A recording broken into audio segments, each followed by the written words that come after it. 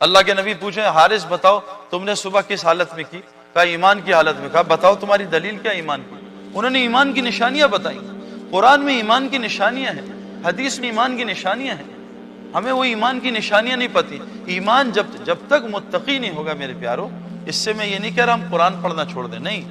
مطلب کیا ہے، جیسے آسان مثال، ایک آدمی گاڑی چلانا نہیں جانتا، اس کو وہ کہہ رہے ہیں مولوی صاحب دیکھو گاڑی سیکھ لو چلانا، پھر اسٹیئرنگ ویل پہ بیٹھنا، ورنہ بغیر گاڑی سیکھے اسٹیئرنگ ویل پہ بیٹھے خود بھی مرے گا، دوسروں کو بھی مارے گا، گاڑی کا ستیہ ناش کرے گا۔ تو ساتھ میں بیٹھ، پیچھے بیٹھ جا، ذرا گاڑی چلانا سیکھ لے۔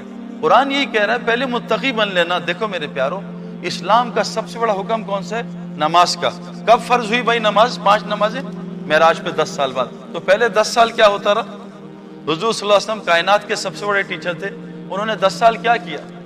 نماز بھی ایمان بنانے کی مشق ہے کہ میرا ایمان کہاں ہے۔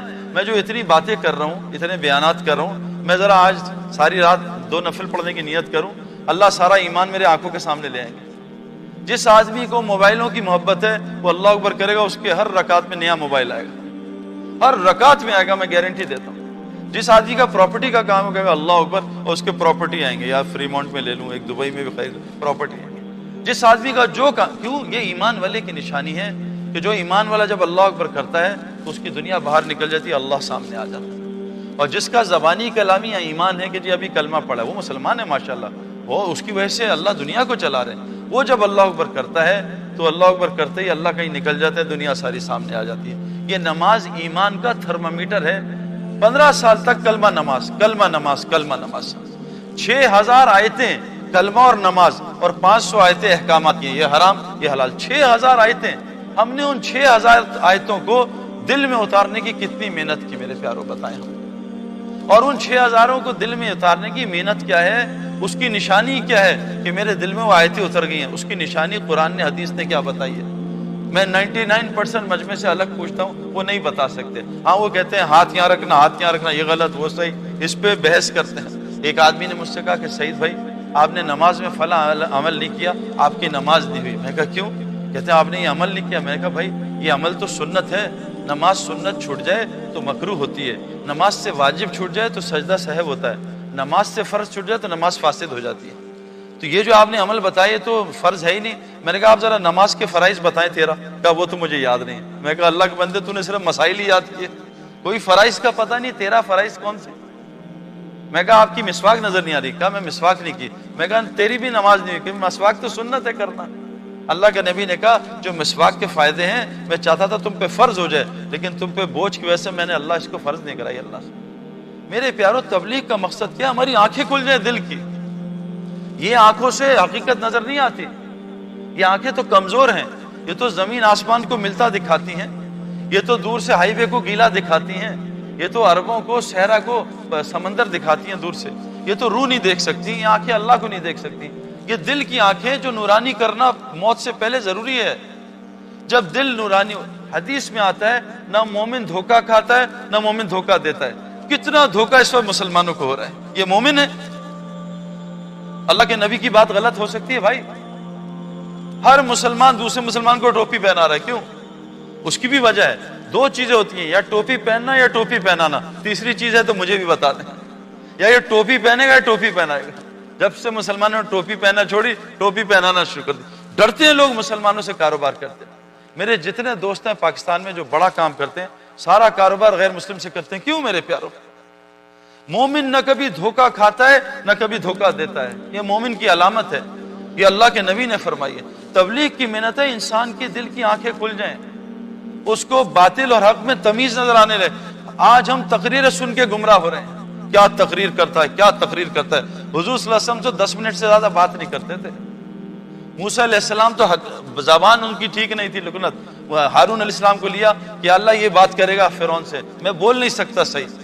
اور اولو العزم نبی ہیں موسیٰ علیہ السلام، سارا قرآن موسیٰ علیہ السلام سے بھرا ہوا ہے، 28 پاروں میں موسیٰ علیہ السلام کا تذکرہ ہے۔ اتنا بڑا نبی اولو العزم، اور بولنا صحیح، بولنا اصل نہیں ہے میرے پیارو، بولنا کوئی علامت نہیں ہے ایمان کی۔ ہاں یہ ضرور کا ہے، اس سے بہتر بول کون سے ہو سکتے ہیں جو لوگوں کو اللہ کی طرف بلا، بولوں کا ہے۔ ہاں یہ ضرور کہا ہے قرآن نے، جو اللہ کی بات کو غور سے سنتے ہیں اور اس پہ بہترین طریقے سے عمل کرتے ہیں، اللہ قرآن میں کہہ رہے یہ ہیں عقل والے اور یہ ہیں ہدایت کے راستے پہ۔ آج عمومی مجمع کو اگر کوئی مشہور شخصیت نہ ہو تو اللہ کی بات سن کے نیند آنا شروع ہو جاتی، ایک دم سستی، جمعے میں سستی۔ کبھی آپ نے کسی کیشیئر کو سوتے ہوئے دیکھا؟ نوٹ گنتے ہوئے نیند آ گئی، تسبیح پڑھتے بہت نیند آتی ہے، قرآن پڑھتے نیند آتی ہے۔ کبھی میچ دیکھتے 8 گھنٹے کا کبھی نیند آئی ہو، ایک بال میں جمائی آ گئی ہو، اور نماز میں 15 جمائیاں آتی ہیں۔ میرے پیاروں، آنکھیں کھولنا یہ ضروری ہے مرنے سے پہلے۔ تبلیغ کا مقصد کیا ہے؟ ہم اپنے دشمن کو پہچان لیں، اور یاد رکھنا میرے پیاروں، شیطان کے 70,000 نورانی دعائیں دینی، جو دینی دعاؤں سے وہ گمراہ کرتا ہے۔ نشانیاں ہیں میرے پیاروں، ایمان والوں کی نشانیاں۔ اللہ ہمیں وہ سمجھا دے بس کہ ایمان والا کس کو کہتے ہیں، ایمان بنتا کیسے ہے، ایمان کی علامتیں کیا ہیں۔ تبلیغ میں جو محنت ہو رہی ہے، مفتی زین العابدین صاحب فرماتے تھے آج مسلمانوں نے سب کو دشمن بنا لیا ہے۔ شوہر کہہ رہا ہے بیوی میری دشمن ہے، بیوی کہہ رہی ہے شوہر میرا دشمن، ماں باپ کہہ رہے ہیں اولاد ہماری دشمن، اولاد کہہ رہے ہیں ماں باپ دشمن، پڑوسی دشمن، یہ دشمن وہ دشمن۔ اصل دشمن انہوں نے پہچانا نہیں۔ اگر ہم اصل دشمن کو پہچان لیں، اللہ کی قسم اللہ ساری دنیا کو ہمارا دوست بنا دے گا۔ اللہ قرآن میں کہتے ہیں جو ایمان اور اعمال بناتا ہے ہم ساری مخلوق میں اس کی محبت ڈال دیتے ہیں۔ جو ایمان والا ہوتا ہے ہم اس کو ضرور اونچا کریں گے اگر وہ مومن ہوگا۔ اللہ قرآن میں فرماتے ہیں جو بھی نیک عمل کرے، عورت ہو یا مرد، شرط مومن ہو، اللہ کہہ رہے ہیں ہم اسے دنیا میں جنت کی پاکیزہ زندگی دنیا میں گزروائیں گے۔ ہمارے پاس کیا ہے وہ زندگی؟ ہم تمہیں خلافت دیں گے۔ ہماری خلافت تو گھر میں نہیں ہے، اتنا سا بچہ ہماری بات نہیں مانتا۔ ہمارا ایک تھا آدمی، وہ کہتا پاکستان ٹیم مجھے دو میں اس کو سیدھا کر دوں گا۔ اس کا بچہ تھا 7 سال کا، اس نے کہا اے سن کم ہیئر، میں کہا پہلے اس کو تو ٹھیک کرو، تم پوری ٹیم ٹھیک کرو گے؟ یہ تو تم سے ٹھیک نہیں ہو رہا۔ اصل میں باتیں کرنے کا بہت شوق ہے نا، ہم یہ کر دیں وہ کر۔ ایک شوہر جو ہے وہ پینڈو ٹائپ تھا میری طرح کا، اس نے بیوی سے کہا یہ گاؤں میں نا ایک شیر آیا سب کو تنگ کر رہا ہے، آج اس کی گردن کاٹ کے تیرے قدموں میں ڈالوں گا۔ بیوی نے کہا بڑا تگڑا ہو گیا، مجھ سے ڈرتا ہے، شیروں کی باتیں کر رہے ہیں۔ اور بات کر کر کے شام کو بیوی تنگ آ گئی، وہ کہا ستیانا سو جا بھی لا شیر کو، جاتا کیوں نہیں؟ وہ کہا باہر کتیا سو رہی ہے، جیسی بھاگے گی پھر شیر کو مارو۔ میں ٹھیک نہیں ہوں، پوری دنیا ٹھیک کر، میں گڑبڑ ہوں، اس میں عیب، اس میں عیب، اس میں عیب۔ ہمارا دشمن کون؟ مفتی زین العابدین صاحب نے اتنے آسان لفظوں میں فرما دیا، ہمارا دشمن 4 چیزیں ہیں، 4۔ اگر ہم اس کو دشمن بنا لیں، اس کو پہچان لیں، اللہ تعالیٰ ساری دنیا کو ہمارا دوست بنا دے گا۔ اور میرے پیاروں، میں پریکٹیکلی یہ دیکھ چکا ہوں۔ میں آسٹریلیا 1988 سے 2001 تک گیا ہوں، کتنے 13-14 سال ہو گئے، ہر دوسرے سال جاتا تھا۔ ابھی میں اللہ کے رستے میں 2014 میں 4 مہینے آسٹریلیا لگا کے 1 مہینے فجی۔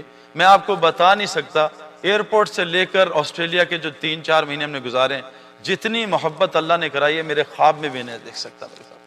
اللہ قرآن میں کہہ رہے ہیں عزت کس کے لیے ہے؟